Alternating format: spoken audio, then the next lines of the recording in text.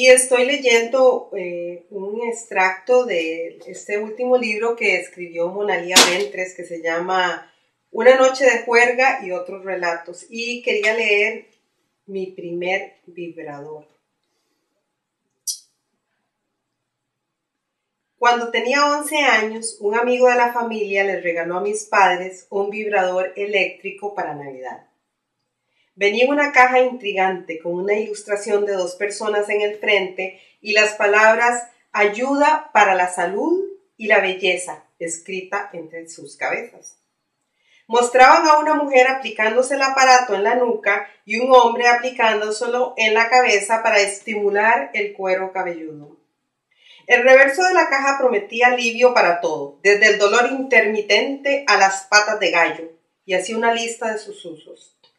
Para reducir la celulitis, para borrar las arrugas, para ponerse en forma, para dar firmeza al cutis, para hacer desaparecer la papada, para mejorar la circulación sanguínea, para revitalizar su juventud, para inducir la relajación. Nunca había visto un producto tan raro y no lograba imaginarme cómo se podría hacer cualquiera de esas cosas, especialmente lo de hacer desaparecer la papada. ¿Cómo podía hacer eso una cosa que parecía tan inútil? Al parecer, mis padres eran de la misma opinión. La única vez que lo vi enchufado fue cuando se lo regalaron. Para ellos fue un regalo novedoso, un regalo que no necesitaban, así que lo dejaron en el garaje, en un armario grande lleno de cosas sin usar, pero que funcionaban. Lo único que pensé fue que era un aparatito tonto e inútil. Un año más tarde, tenía 12 años, estaba aburrida y miré en el armario de aparatitos inútiles para buscar algo con que jugar. Saqué una radio vieja, una máquina de sumar eléctrica y el vibrador y me lo llevé a mi habitación para inspeccionarlos más de cerca. La radio funcionaba, pero no sintonizaba bien la señal, a menos que la pusiera en la esquina de mi habitación y sostuviera la antena con los dedos. La llevé directamente al cubo de basura del garaje. La máquina de sumar eléctrica funcionaba bien, así que la escondí pensando que me podría venir bien cuando tuviera deberes de matemáticas. Saqué el aparatoso masajeador milagroso con su mango largo de color beige, con surcos y un cable eléctrico que salía de la base. El alarmante motor iba dentro de una especie de bulbo de color beige que se calentaba si se dejaba funcionando más de 15 minutos. Tenía un botón negro para encenderlo y apagarlo y un interruptor para vibración lenta o rápida. Sobresaliendo de esa especie de bulbo beige había un apéndice de plástico negro que terminaba en una especie de pomo acolchado y milagroso. En vibración lenta hacía bzzz, y en vibración rápida hacía un zumbido molesto que asustaba a Daisy, nuestra perra. Lo primero que se me ocurrió fue usar el vibrador para asustarla y encendiéndolo y apagándolo, apuntándole con el vibrador a él. Les tenía miedo a los artilugios engorrosos, zumbantes, pulsantes y voluminosos. Pero jugar a asustar a Daisy fue divertido una tarde o dos. Probé a aplicarme el pomo milagroso en la cabeza y en el cuello, como en la ilustración de la caja. Pero el ruido era demasiado fuerte para tenerlo tan cerca de los oídos. Y además, si me lo aplicaba en cualquier parte por encima del cuello, las pulsaciones hacían que me picara la nariz. Después lo probé en la barriga, en los pies, en las rodillas, en los muslos e hice un descubrimiento asombroso. Cuando me lo ponía sobre los muslos, me daba una sensación de hormigueo placentero que se volvía más intenso cuanto más lo movía hacia arriba. No tardé mucho en averiguar el gozo que se sentía al colocarlo en ese punto entre las piernas. Había descubierto una nueva forma de diversión. Sabía que era extraño, pero la sensación que sentía era curiosamente agradable. Lo intenté de nuevo al día siguiente, solo que esta vez no me molesté con los pies o el cuello, me lo apliqué directamente en el punto del placer. Me encariñé con el zumbido cuando lo comencé a usar todos los días, a escondidas, por supuesto, cuando mamá no estaba cerca. No sé por qué, pero sabía que a ella no le parecía bien que lo usase así.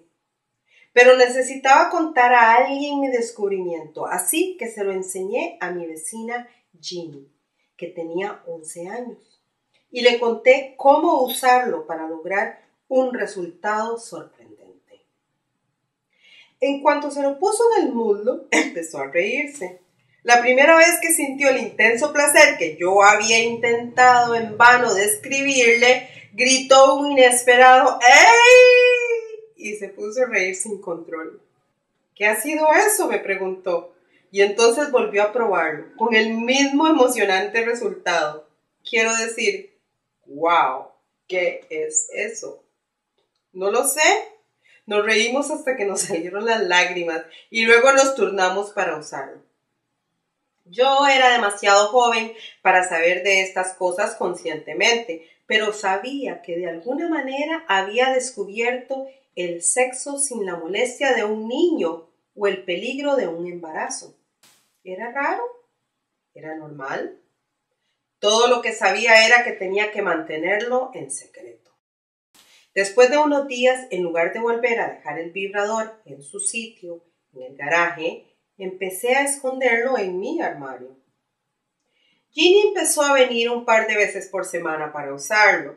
Sabíamos que habíamos descubierto algo y que los mayores no lo aprobarían, pero aparte de eso, seguíamos siendo inocentes.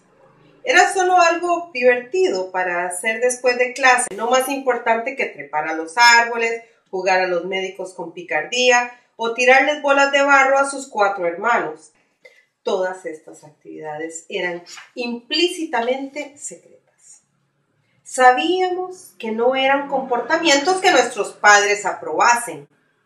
Esto siguió durante más de un año, hasta que mi querido vibrador se rompió accidentalmente y nunca llegué a saber cómo. Simplemente un día se resquebrajó, pero no estaba dispuesta a quedarme sin algo tan bueno, así que lo arreglé con cinta aislante.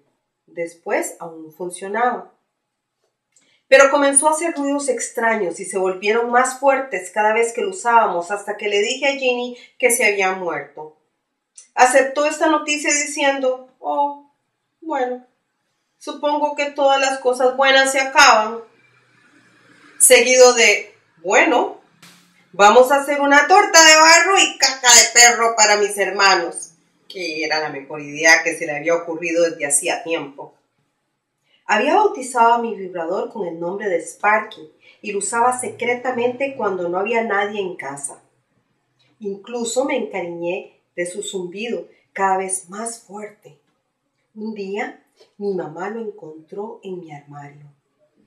Por supuesto, no tenía ni idea de cómo lo usaba ni de que lo usara de alguna forma. Solo lo vio como un aparato inútil y roto, sin preguntarse por qué estaba sujeto con una cinta chunga de cualquier manera para mantenerlo en una pieza, y tiró a Sparky a la basura, sin ni siquiera preguntar por qué estaba en mi habitación. Esperé a que se fuera a hacer sus cosas a la mañana siguiente y lo recuperé del cubo de basura de fuera. Lo escondí mucho mejor esta vez. No estaba preparada para despedirme de Sparky, mi nuevo mejor amigo.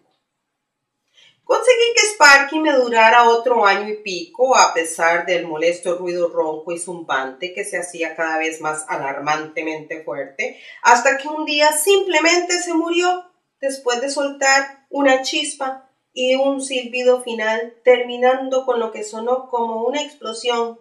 ¡Pam! ¿Habían sido las últimas palabras de Sparky?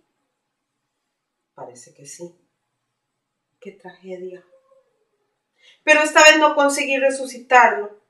Fue duro tener que despedirme de mi querido Sparky, pero no tuve más remedio. 7 años más tarde, ya no era virgen, pero aún tenía que experimentar con un hombre el gozo que el vibrador de mi infancia me había dado, así que decidí comprarme uno. pero también me faltaba el coraje. Pensaba que las personas normales probablemente usaban vibradores, pero no como yo lo hacía, porque realmente creía que había descubierto el sexo sin sexo. Y que si todo el mundo supiera la dicha que se sentía en ese punto determinado, había bastantes probabilidades de que no naciesen más niños. Jamás.